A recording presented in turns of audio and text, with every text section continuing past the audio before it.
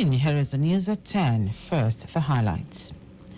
Lagos State Government commences removal of structures on System 1 drainage right-of-way. National Identity Management Commission declares readiness to reach 200 million universal enrollment.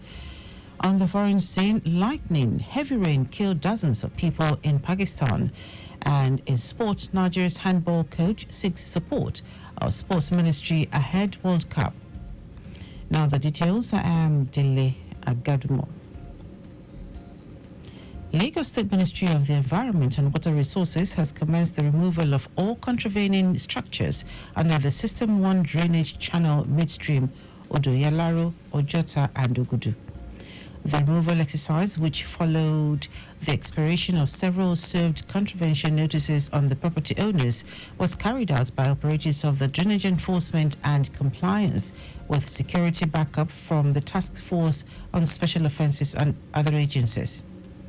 The ministry had also explored consultative stakeholders meetings that involved members of the Legislative Assembly to find possible solutions. At one of such meetings convened by the Commissioner for the Environment and Water Resources, Tokunbo Wahab, with House of Assembly members representing Kushofe 1, Sonny Okonlawon in attendance, none of the property owners could provide evidence of titles to the structures built on the drainage right-of-way.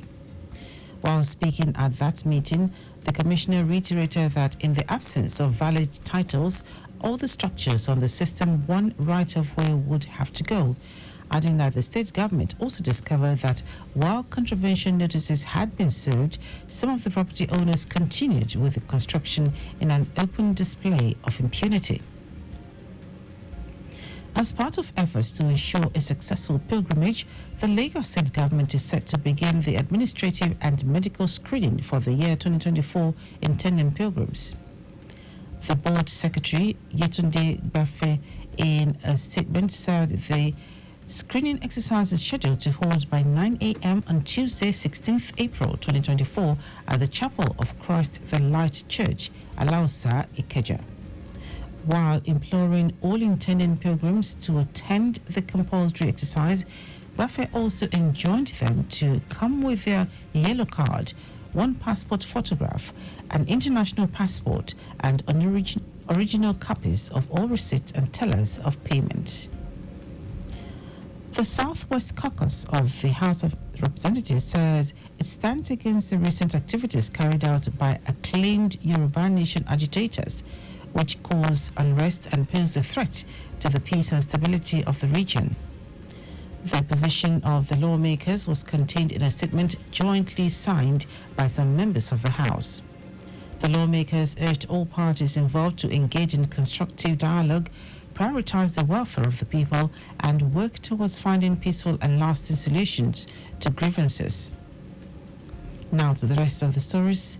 The National Identity Management Commission, NIMC, says it is targeting the enrollment of 200 million Nigerians in the National Identification Number System by 2025. Head of Corporate Communications at the Commission, Kayode Adegoke, who said this, noted that over 105 million NIN have been issued to Nigerians and legal residents so far. According to him, for the Commission to reach its target of 200 million enrollment by 2025, an additional 95 million Nigerians need to register. Adegoke reiterated the NIMC's commitment to achieving universal enrollment in the NIN system by 2025. President Bola Tinubu has declared April 7 as National Police Day. The president declared this on Monday night during the maiden edition of the Nigeria Police Awards and Commendation Ceremony held in Abuja.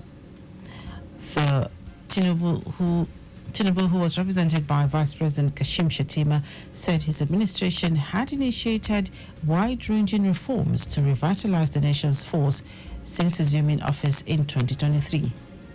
He stressed the need to engage the officers in training and capacity building to equip them with the expertise required to carry out the arduous task of modern policing. The Transmission Company of Nigeria, TCN, says the national grid has been fully restored hours after it partially collapsed and plunged some parts of the country into darkness. TCN's General Manager of Public Affairs, Ndidi Mba, announced the full restoration of the national grid following a fire incident at the Afam power generating station, which caused a partial disturbance of the nation's grid. In a statement, Mba said the fire incident started early Monday morning at the Afam bus bar Kopla, leading to the tripping of units at Afam 3 and Afam 6. And now to foreign news. At least 39 people have been killed in Pakistan after days of unusual heavy rains battered the country's southwest. Authorities say some of those killed were farmers struck by lightning while harvesting wheat.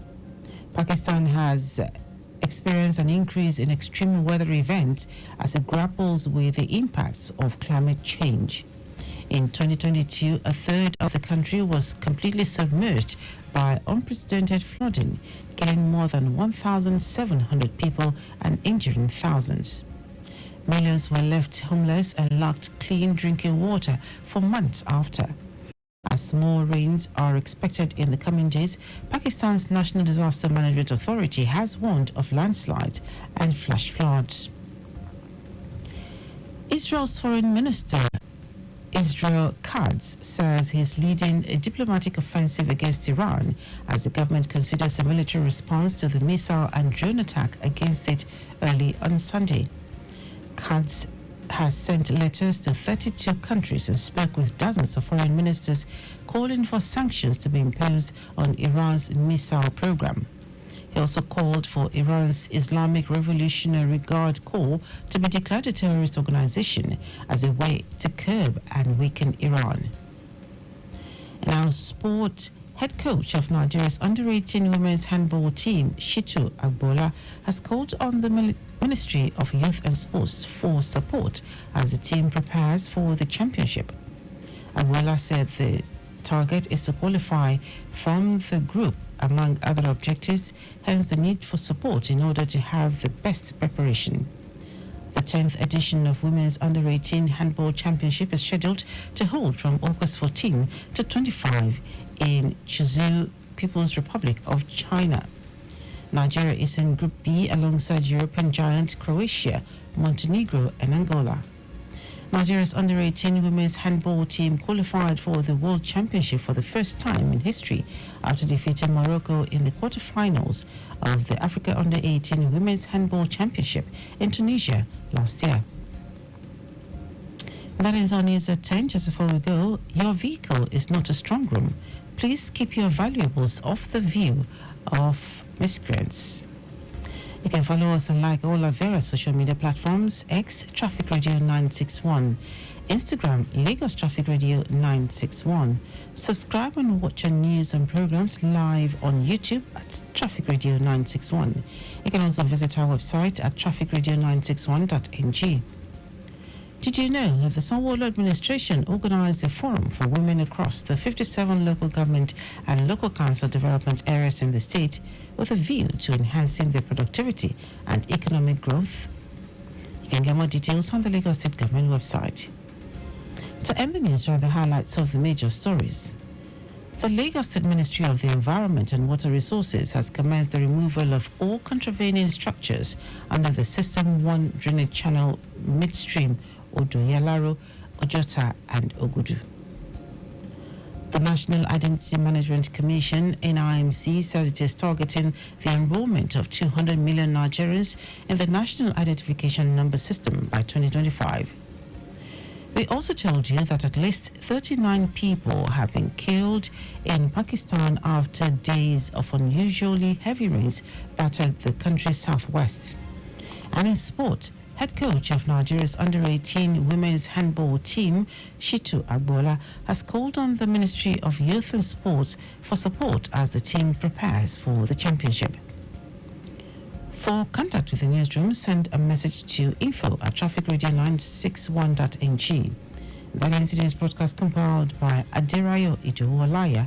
I am Dele Agadumo. Good morning. Thank you for listening.